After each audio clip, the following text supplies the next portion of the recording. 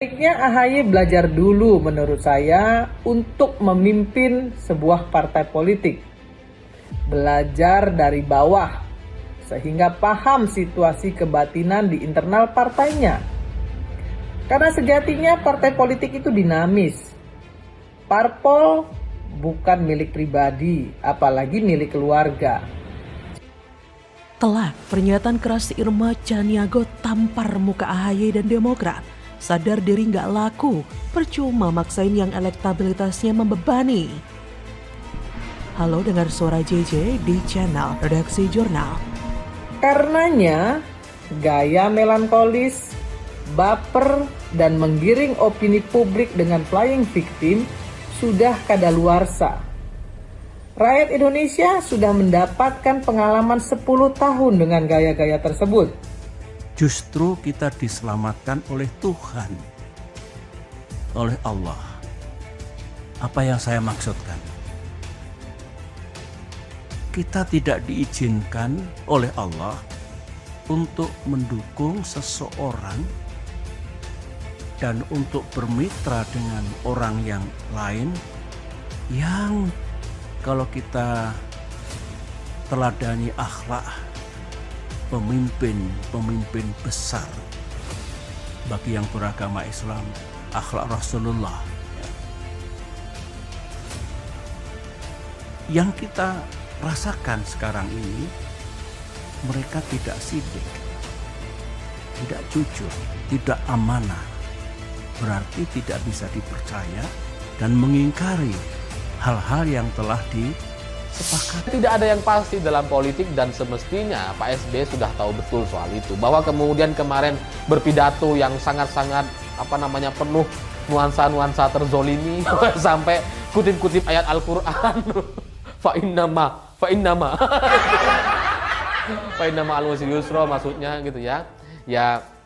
Ya itu adalah bagian dari strategi komunikasi politik juga gitu. Tapi bagi saya itu gak ada yang baru dan semestinya tidak perlu dipermasalahkan, dan yang namanya politik ya memang gak gitu. SBY bagi saya hanya pura-pura untuk tidak tahu.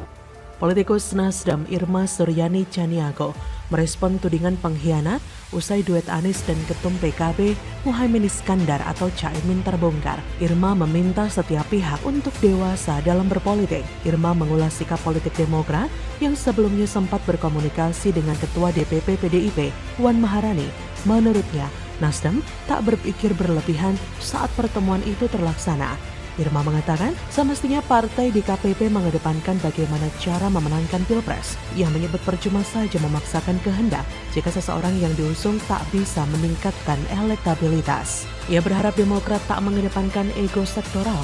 Ia mengatakan tak baik menuduh teman koalisi dengan sebutan pengkhianat, padahal situasi politik masih dinamis. Pernyataan Irma ini tentu saja sangat telak bagi Demokrat dan AHY. Memang sakit dibuang dan tak dianggap oleh teman koalisi, tapi juga harus memiliki nalar dan akal sehat. Pernyataan Irma juga membuktikan jika Demokrat yang terlalu ambisius dan brutal di dalam berpolitik. Ini saya sampaikan bukan untuk membela Anies dan Nasdem ya, ngapain, tapi keegoisan Demokrat memang sudah di luar batas. Penulis ingat jika Nasdem pernah mengatakan jika cawapres Anies akan memberikan efek kejut. Demokrat pun menyangka jika cawapres akan membuat publik terkejut karena menurut mereka pilihannya ya hanya AHY. Kenyataannya ternyata Nasdem benar. Anies deklarasi bersama cawapresnya yaitu Muhaimin Iskandar yang merupakan ketum PKB. Pemilihan Caimin benar-benar memberikan efek kejut luar biasa karena terkesan mendadak dan tidak ada yang menduganya. Pihak yang paling terkejut tentunya Demokrat. Partai pimpinan AHY ini sangat marah dengan manuver dari Nasdem dan Anies. Apalagi beredar surat tulisan tangan Anies yang mengajak AHY menjadi cawapresnya. Seolah AHY dilamar, tapi ternyata Anies menikah dengan orang lain. Sakitnya tuh di sini. Permainan politik memang seperti ini. Mencari posisi yang paling menguntungkan apapun caranya demi kekuasaan. Ada yang ditinggalkan, merasa dihianati, dan sebagainya. Pihak koalisi pun dahulu pernah berujar jika ada pihak tertentu dengan kekuatan yang besar dan tidak terlihat ingin menjegal mereka. Kekuatan besar ini menjegal agar KPP bubar dan Anies tidak jadi mendapatkan tiket capres. Tuduhan ini bahkan mengarah kepada pihak pemerintah atau pihak istana. Pemerintah seolah menjadi yang tertuduh sebagai kekuatan besar yang berusaha menjegal koalisi pendukung Anies.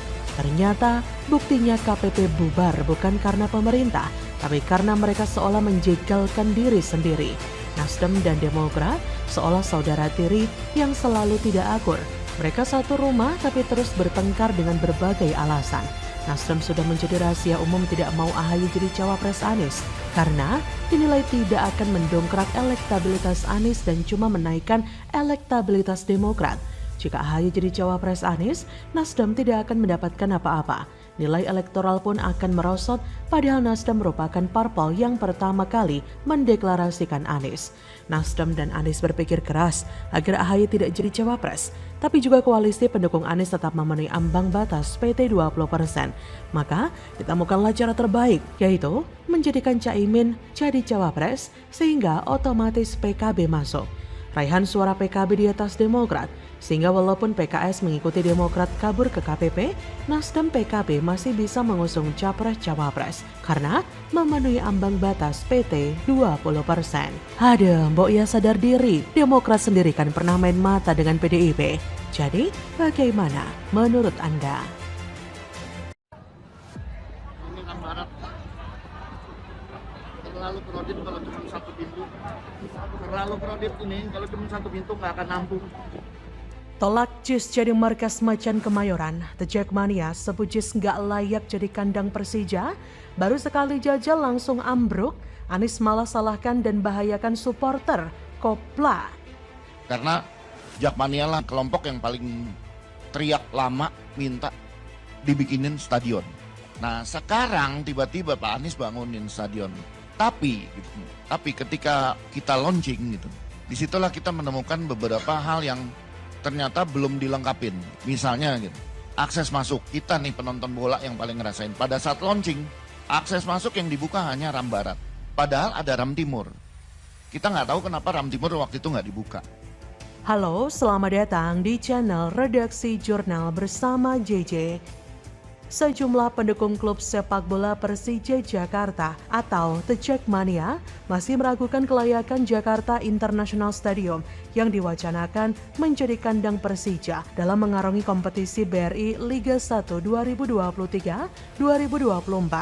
Salah seorang pendukung Persija yang ditemui kompas.com Minggu 9 Juli 2023 bernama Damar Widiatmojo menilai masih ada yang perlu diperbaiki di JIS. Salah satunya akses masuk supporter, karena jika tak diperbaiki, itu akan memakan banyak waktu untuk supporter masuk. Damar khawatir, minimnya akses keluar masuk di sana akan membuat supporter kesulitan. Terlebih kapasitas di stadion tersebut terbilang besar dan mampu menampung puluhan ribu orang. Belum lagi jika terjadi hal-hal yang tidak diinginkan, seperti tragedi Kanjuruhan misalnya. Ditambah menurut Damar, fasilitas di dalam stadion juga masih kurang oke dari segi pagar yang begitu rapuh. Beda dibandingkan dengan stadion utama Gelora Bung Karno atau GBK. Selain Damar, salah satu The Jackmania asal kota Bekasi, Denny Putra, hampir sama dengan Damar. Ia menilai bahwa stadion itu masih perlu sedikit direnovasi. Menurutnya, renovasi patut dilakukan pada sarana dan prasarana yang mendukung stadion tersebut. Salah satunya adalah akses pintu masuk dan keluar. Bahkan dari salah satu politisi, Arya Sinulinga, mengunggah bukti bahwa pintu masuk Stadion JIS harus direnovasi. Bahkan dalam video yang ia unggah di akun Twitter pribadinya, Arya Sinulinga memperlihatkan para supporter Jackmania sangat kesulitan ketika mau masuk stadion, bahkan sampai desak-desakan. Dalam narasi cuitannya, ia mengungkapkan bahwa ia mendapat video itu dari salah satu pendiri supporter Persija Jakarta, The Jackmania. Dalam narasi cuitannya, ia mengungkapkan bahwa ia mendapatkan video itu dari salah satu pendiri supporter Persija Jakarta, The Jackmania, dan juga sebagai ex-ketua umum The Jackmania, Ferry Indra Sarif. Jadi memang JIS ini perlu direnovasi, akses masuk yang hanya satu pintu, akses parkir yang belum ada, menjadikan JIS belum layak dijadikan markas Persija Jakarta. Bahkan, The Jackmania sendiri pun mengakuinya. Sebagai informasi, PJ Gubernur DKI Jakarta Heru Budi Hartono sebelumnya memberi sinyal bakal menjadikan JIS sebagai kandang klub sepak bola Persija. Kemungkinan itu dibahas Heru dalam pertemuan terbatas dengan manajemen Persija Jumat 7 Juli di Balai Kota Jakarta. Meski begitu, Heru tidak secara tegas memberikan lampu hijau kepada tim berjuluk Macan Kemayoran untuk menjadikan JIS sebagai kandang. Heru hanya mengatakan jika pemerintah Provinsi Jakarta siap mendukung dan mendorong kemajuan Persija. Dari sini kita bisa melihat betapa lucunya Anies yang katanya cerdas, berwawasan, pintar, yang menurut Dr. Tifa sangat sulit dipahami rakyat yang rata-rata ber-IQ 78. Tapi membangun satu stadion saja masih meninggalkan banyak masalah. Pokoknya asal jadi, bisa dipamerkan dan dibanggakan. Betapa malunya Anies saat ini di mana JIS mau dipakai tapi tidak layak sehingga lagi-lagi pemerintah pusat harus turun tangan, renovasi lagi, sesuai standar pula. Artinya selama ini masih belum sesuai standar ya.